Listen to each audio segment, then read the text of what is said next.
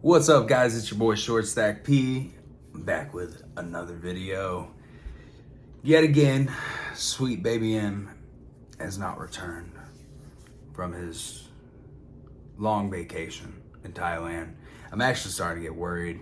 Might call the Coast Guard, try to reach out to an embassy over there. Maybe the lady boys got the best of him. I've heard wild stories, but I'm starting to get worried. Stay number 14 since I've seen him. Hopefully he'll be here on the next one. In producer Baby M's place, yet again, I got my lovely wife behind the camera. And today we have a little treat. Apparently there is a new Netflix not a documentary, like a movie doc. So it's one movie, but it goes over a whole entire situation, and my wife's gonna kind of talk to me about it, and we're gonna just discuss it, see what it's about. So what's the name of this movie, babe? So it's called The Unknown Number, The High School Catfish. The Unknown Number, The High School Catfish. So I was doing my fantasy draft last night on the couch, and the wife cuddles up beside me and just kind of clicks on a little show, and I'm over here on my phone just, drafting, getting my quarterbacks, my wide receivers, getting my defense squared away, getting everything fine. And out of the corner of my eye, this movie was going, and it kept grabbing my attention. Bits and pieces. And before I know it, I missed almost my whole draft. This movie was actually very interesting and intriguing, and to say the least, it was like shocking. This is very I gotta say, as someone, we don't watch movies often, but we're really good, especially when we're watching it together, where we kind of already know the ending before it even happens. 1,000%. We got it narrowed down to at least the first 10 minutes. We're already guessing.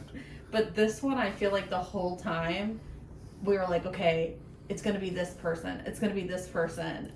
And the whole time every single time I thought it was one person, I'm like, okay, so now it obviously can't be them. And by the way, this spoiler alert, if you haven't seen The Unknown Number, The High School Catfish on Netflix, spoiler alert, we are gonna spoil some things about it. So don't watch this if you haven't seen it yet. Go watch that and then come back and tell us what you think about it down in the comments. Yeah, what do you think about that whole thing? So I feel like we should summarize it just to give a little bit of our input on it. So basically, a rundown of this movie was in this really small town of Michigan, Beale City. There's a high school. And the high school is a K through 12.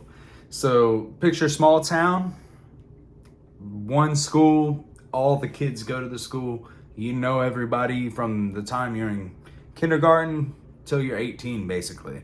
So these group of friends that have been at this same school have known each other their whole life.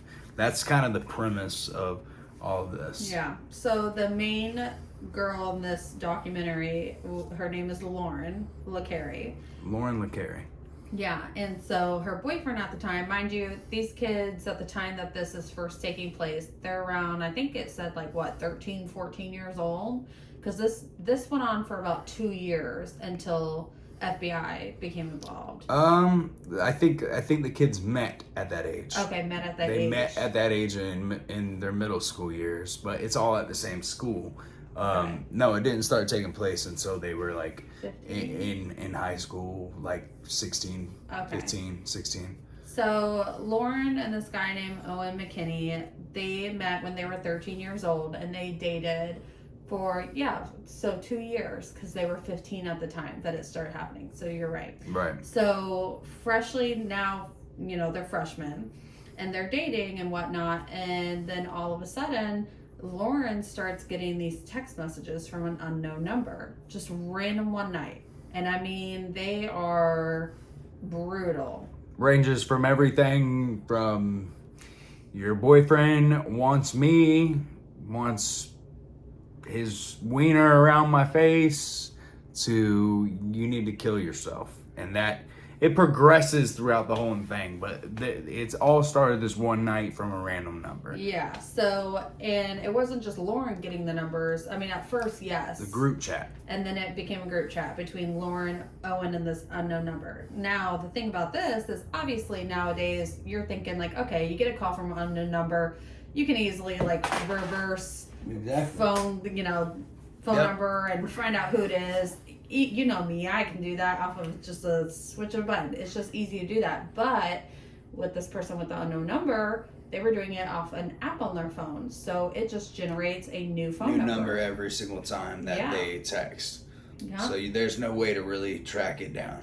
So at first it was directed more at Lauren, as you know, and then kind of Owen started getting in the mix of it. But for some reason throughout this whole documentary, you start to question like, okay, this person is starting to get really obsessed with Owen. And at first they were only getting a couple of text messages a day, and then it progressed to how many did the parents say? By the end of it, it would be thousands a day. Yeah, it was, I mean, to the point that the parents had to take the phone, like Owen's phone. At one point he didn't even have a phone. Yep. And tried getting new numbers. I think almost 10 months into it, then other friends started getting unknown numbers. Mm-hmm. And at this point, they're trying to like talk around other people to find out, okay, is it somebody at school? If we say this who's around knowing this what? person? If we say this around this person and they bring it up, we would know it was that person. But basically the cops got involved, and the cops went to the school and they started interviewing all these kids, and the blame started getting passed around, like who was saying what, who knows what. And once the kids started getting interviewed at school, the parents of those kids all started getting involved as well. And it made it a bigger ordeal because all the other parents were saying, no, this was your kid. No, this was your kid. If it was your kid, you need to make them own up. So it ripped a lot of families apart, actually, kind of from the scene, because it's such a small town, such a tight-knit community. Everybody has known each other. And the way it kind of played out is it just that relationship between Owen and Lauren, the couple, and Lauren was the girl getting the text messages originally. She was the one getting the threats saying that Owen doesn't love her anymore and wants to be with this unknown number. Yeah, but at one point during it, even the cops started to think like, okay, maybe this is just Lauren doing this for attention. Like maybe she's wanting to get closer to Owen, you know, like, oh, someone's sending me hurtful like almost like you want your boyfriend to be like protective over you and draw you closer. And so 1,000%. So even the cops and now Lauren's friends are thinking like, okay, this has to be Lauren, because even some things that we say in front of her, there's only select people that would know this. That would even know that. Yeah, so. But then Lauren's mom even was on the basketball team. She was one of the coaches, and Lauren's mom brought up the fact that, well, there's other girls on the basketball team that didn't like Lauren because they had a thing for Owen in the past. So then things started getting chaotic on Lauren's basketball team. And it was basically a big shit show, and everybody was just frantic about it.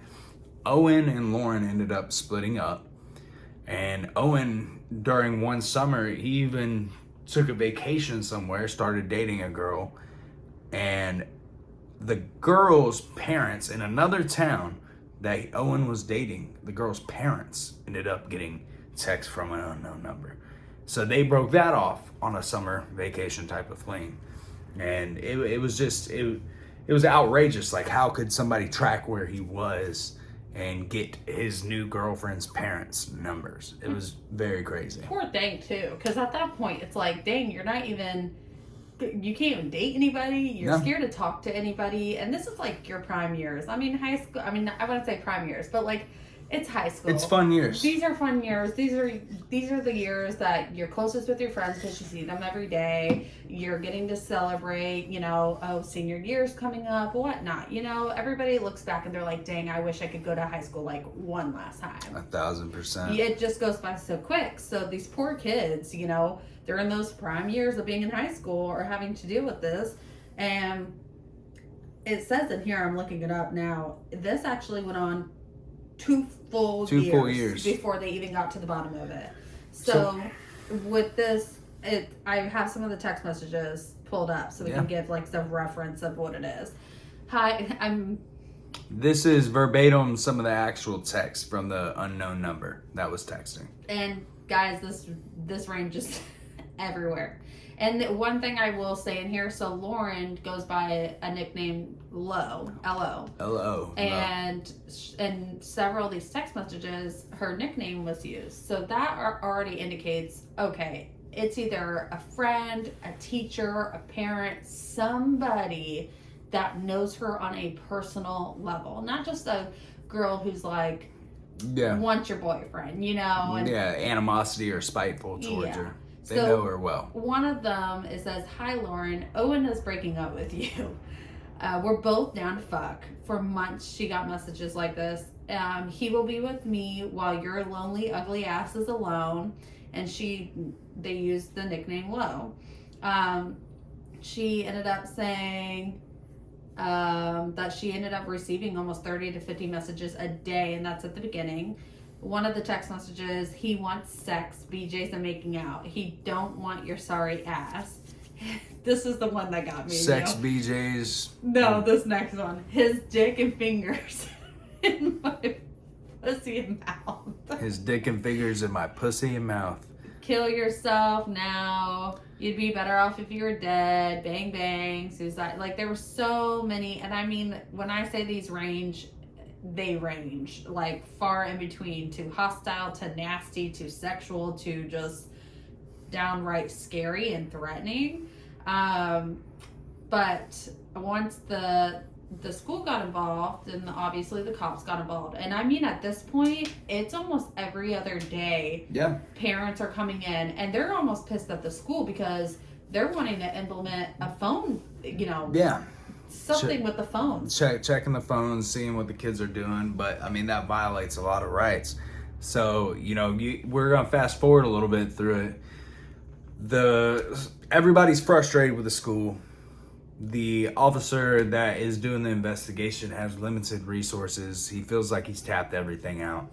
He calls up and passes on to the FBI. The FBI passes it on to the cybersecurity division, basically, and gets more in depth on phones, and they're able to pull records. So basically everybody that had received those texts, the FBI agent wanted a phone dump. Give me names, give me numbers, give me all of the information off of your phones. And he started trying to triangulate where all the texts were coming from, and where these unknown numbers were coming from was these applications of phone number generators. And what he ended up having to do was getting a warrant for the phone generation application on your phone, and got the IP address that was tied to the application because he had the warrant. That IP address tracked back to, I believe it was T-Mobile or Verizon? Verizon. He was able to get a search warrant for Verizon. Verizon was able to give him records of everybody that was associated with the app. And the only number out of all the people at that school that gave him numbers that kept popping up was one number. And who did that belong to? So this is where we were literally shooketh, because this was the person, and this is a spoiler alert. So again, 100% skip this part if you have not seen the movie, or if you plan on watching it, skip it. Everything got triangulated back to one person. So it was Lauren's own mother. Her own mother. The one who birthed her. The one that she's crying to every night, that she's getting these text messages. The one that has been there for her basketball games, coaches her basketball team. What was the other one? Volleyball team. Everything, you name it. I think she was in softball as well. Going over to Owen's parents' house to try to figure out. She's over there asking, we got to figure out who it is. Who do you think it could be? Trying to help the cops. So obviously when this happened, the cops themselves are like, there's no way. And they even asked Owen's mom, like, hey, is this a possibility? Which she's like, absolutely not. No, because nobody they've known believed each other for what years. The cops have found. Yeah. And so, of course, they go over to the Licari at the house. Kendra is her name. Yeah, Kendra Licari. And they go over to the house. They ask for her phones because they show her their warrant. Mind you, Lauren is there. Lauren's at the house whenever the cops show up. And they did a really good job on this documentary. They got the police body footage cam, everything. And Kendra does a full-on open confession. The only thing that she tried to negate was that it wasn't her in the very beginning. Like the first couple of messages. Bullshit. It had to have been. Nobody starts that and then stops. And no, that's she the started thing, it. is the cops would have looked into that because they would have wanted to charge that person for stalking as well too. So it makes no sense, because if that was the case, how would you have known that person was done sending messages and then like you just picked up and started sending them? 1,000%. No, it's insane. What basically ended up happening is Kendra Licari, Lauren Licari's mother, own flesh and blood mother, was sending these messages and got charged with ultimately 2 counts of stalking. Had to do a year and a half or so in prison. And they document all of that. And in it, you see that not only is she crazy, she's infatuated with a few things. So, 1, controlling her daughter. 2, her daughter's boyfriend. And 3, reliving those teen years. She wanted to feel like she was popular again. I almost got that kind of sense. She wanted to feel like she was a part of something that passed her by. If that makes sense. I think that at the end of the day, like watching it, first off, there was no accountability really even taken. There was no actual reason of why. I was just saying, like, her mindset. I think her mindset is she's definitely mentally ill. I think she does have an obsession with Owen for sure. Because why were all of the things usually sexual towards Owen? Sexual and break up with Owen, like 100%. That was already weird enough. And I think that she blamed a lot of it about her past, which had she said she got raped whenever she was like 15, which 16. If that did happen, obviously that's something for her to work through and stuff, but I don't understand to your own daughter saying, kill yourself, Owen is mine, he would be better off without you. She let both of her high-end paying jobs go. They got evicted over and over again. Lauren's father, Kendra's husband, was unaware that she wasn't even working. She had 2 or 3 cell phones, was sending thousands of texts a day, were behind on bills, all to Lauren, basically, all aimed at Lauren, sending these messages while they were still in the same house. And in the interviews, in all of the whole documentary, you can just see that she wasn't sorry about it. Like, it was just like, yeah, I messed up, but it's not that big of a deal. Like, if you were drunk driving, everybody's broken the law. You just didn't get caught. No, this is your own daughter you did that to, you psycho. It is truly disturbing. And then they close it out with Lauren. And basically, she's just like, I can't see my mother right now, but I do want to rekindle that flame whenever the timing is right. And it is just sad to see, because that is your birth mother. You're always going to have that love and affection. But this lady told you to kill yourself. And she also wanted to screw your 15-year-old boyfriend. It is insane. I think she's just trauma bonded. I think that was a very traumatic experience. And for some people that go through trauma like that, it makes them closer to their basically an abuser like that. I think that definitely is a trauma bond thing. And at the same time, forgot to even mention, the husband had no indication that it was her. He had no indication she was alright. She was getting up for, this is how you know she ain't right. She's a psychopath. She was getting up for work, air quotations, making it look here, like she was going to work. And out of the two her jobs, husband would leave, kid would go to school. They were under the impression that she was going to work. Moved 4 times, put all their stuff in a storage unit just to find out that she wasn't even paying the storage unit. So this poor husband Lost all his stuff. Lost all his stuff. Lost his wife because how can you even go back from? There is no even. There's a scene in there where he comes home. He's getting a call. It's all on body cam footage from the cops. He comes home from work and he's just like, "It's done. You got to leave. Your parents are coming to get you." Anyway, Kendra Licari is throughout the whole entire thing, and this lady is gonna be like the next Casey Anthony, but she didn't actually kill her child. Fortunately, she screwed her up for the rest of her life, in my opinion. And I don't necessarily think that she's sorry about it. I think that she just feels that she was just living a life that wasn't hers, and she still loves her daughter. Like it's a mental illness that this lady has. It's crazy. It's absurd, and in the lack of compassion for another human's emotions is not there for her. No. It's all about her. You guys got to watch it. Check it out.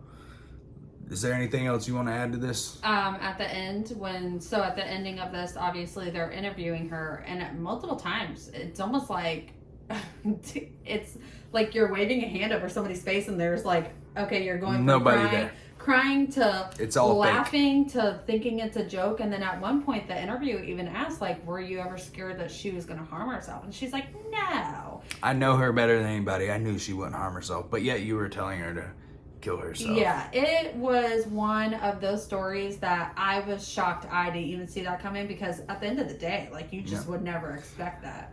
Guys, it's a really good movie. Go check it out. It's on Netflix. It's called The Unknown Number, The High School Catfish. Check it out. Let me know what you guys think down in the comments, and make sure you like and subscribe. Until next time, this has been your boy, Short Stack P. That's producer B back there. Hopefully Sweet Baby M will be back from Thailand next time. Love you guys. Bye.